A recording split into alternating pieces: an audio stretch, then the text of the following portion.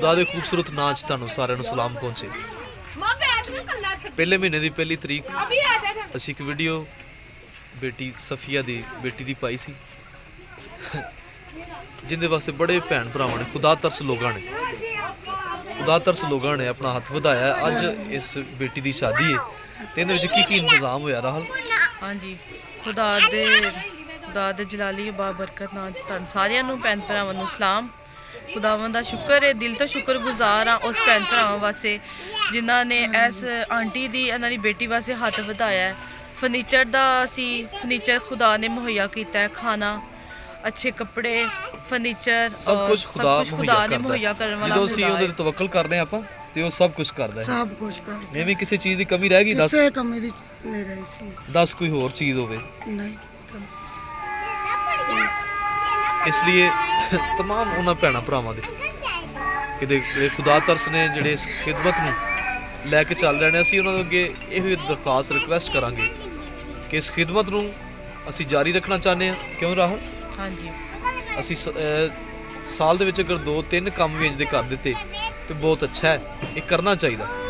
ਜਿਹੜੇ ਹੱਕਦਾਰ ਉਹਨਾਂ ਕੋਲ ਆਓ ਇਸ ਸ਼ਾਦੀ ਨੂੰ ਦੇਖਦੇ ਹਾਂ ਤੇ ਇੰਜੋਏ ਕਰ। सारा कुछ करेगा मेरा यीशु ते मान, मेरा यीशु सारा कुछ करेगा।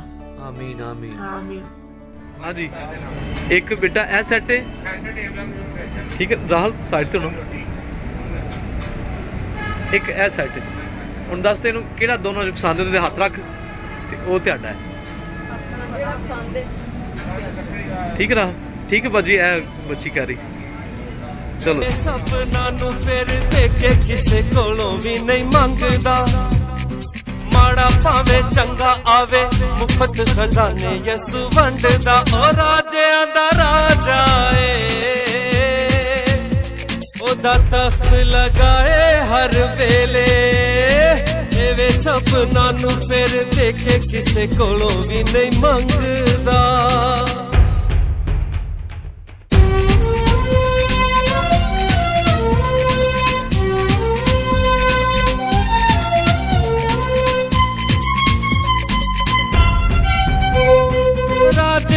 राजे दे स्वागत लई यरूशलम जेड़े आए ने, राजे दे स्वागत लई यरूशलम जेड़े आए ने। टालियां बछाइयां पेड़ां दियां रावां विच कईयां कपड़े बछाए ने। गूंजिया होशाना वाला नारा जेड़ी गली चों ओ लंघदा, गूंजिया होशाना वाला नारा जेड़ी गली चो ओ लंघदा। माड़ा भावे चंगा आवे मुफ्त खजाने यसु वंडदा। ओ राजियां दा राजा ए ओदा तख्त लगाए हर वेले, एवे सपना नू फिर देखे किसे कोलों भी नहीं मंगदा।